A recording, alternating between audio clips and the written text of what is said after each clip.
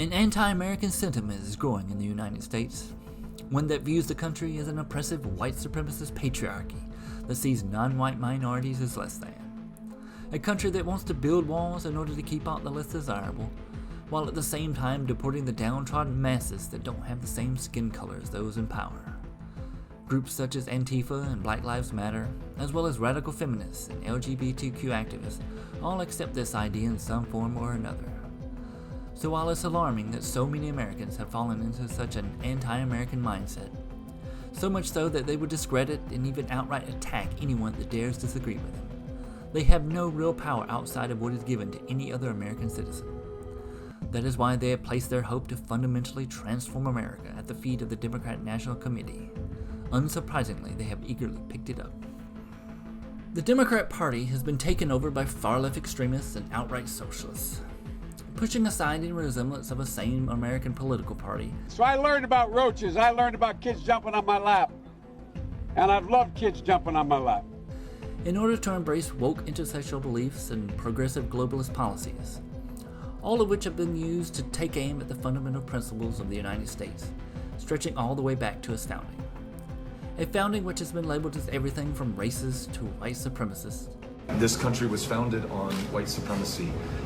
The political party of the left have become so unhinged that it favors illegal immigrants and foreign invaders over its own lawful citizens.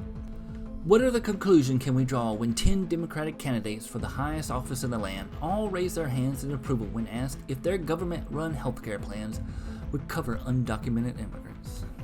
That all people in this country have the right to health care, and at the end of the day, we are going to win that struggle.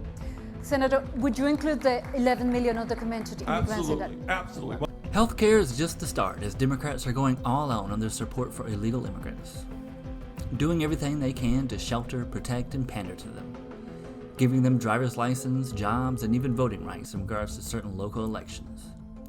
They are falling all over each other in a mad dash to see who can virtual signal the hardest.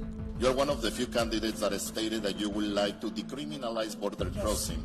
If you become president, will you implement this policy? Yes. Democrat presidential candidate Beto O'Rourke was seen crossing into Mexico to speak with asylum seekers. Another candidate, Cory Booker, crossed into Mexico to escort 5 women back across the border after they had been sent back to wait while their asylum claims were processed by the courts. Even a congresswoman named Veronica Escobar has been seen sending her staff into Mexico to coach asylum seekers on what to say in order to get around asylum laws. This, along with so much more, is being done to help people who are essentially foreign invaders, while evidently the Democrat Party is doing nothing to help the homeless and destitute American citizens who live in their dilapidated districts and cities. Their obsession with the border, illegal immigration, along with their stance against voter ID laws, are all aligned to do one thing: destabilize the country. I believe this is being done to eventually lead the country to 2 possible outcomes.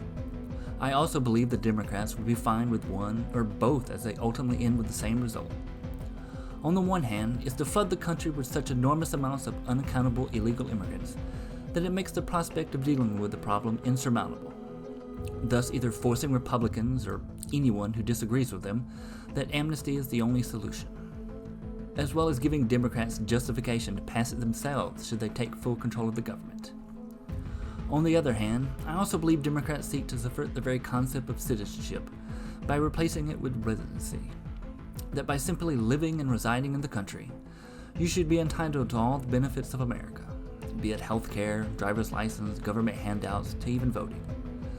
Which is what all this is about in the end, giving these people the right to vote, be it in local, state, or even federal elections, because the Democrats believe they'll be the ones receiving those votes. So while the reasons for the Democrats' faithlessness towards America and its citizens are numerous, the logical fallacies can sometimes differ between candidates and elected officials. However, regardless of the individual intentions, it all boils down to power and control. They seek to permanently take hold of the reins of power in America, doing so under the guise of fair elections and a just democracy, while undermining the very principles the country was founded on, such as calling for the elimination of the Electoral College, to even introducing a bill to remove it. So here's my goal. My goal is to get elected and then to be the last American president elected by the Electoral College. Going so far as to have Democratic-controlled states pass bills in order to circumvent it in order to give those states electoral votes to the winners of the popular vote. A popular vote they believe they will have control over due to unlawful sanctuary cities hoarding and protecting the very illegal immigrants they allow to invade the country and are attempting to allow to vote. The dissolving of our borders, the dismantling of our voting systems, the eroding of our rights to the cause for socialism. They are becoming so comfortable in their contempt for the country that even a Democrat candidate refused to place his hand over his heart during the playing of the national anthem. The Democrat Party has basically thrown out all support for what the United States was founded on, wanting to usher in a Democrat socialist regime that will do nothing but keep large sections of the country dependent on government, allowing them to fearmonger about anyone that would dare try to take away free handouts from the Democrat voting masses. The Democrat Anti-American Party is doing this with a concerted effort to eradicate the very unalienable rights the Declaration of Independence enshrined, that of life, liberty, and the pursuit of happiness. The tearing down of the sanctity of life with rampant abortion, the mutilation of the sexes with the transgender movement, and the vilifying of the normal family structure, and that we should stop having children in order to save the planet from climate change. There's scientific consensus that the lives of children are going to be very difficult, and it does lead, I think, young people to have a legitimate question. Is it okay to still have children? The eradication of liberty through excessive taxation. It will require middle-class taxes to go up, not down. The stifling of speech with the onset of political correctness, and the constant endeavor to take away our right to defend ourselves. Hell yes, we're gonna take your AR-15, your AK-47. As well as the besmirching of our pursuit of happiness, by telling some you're too privileged and should be ashamed of what you've accomplished, to telling others you're too oppressed to achieve anything and should be angry over what you've been denied.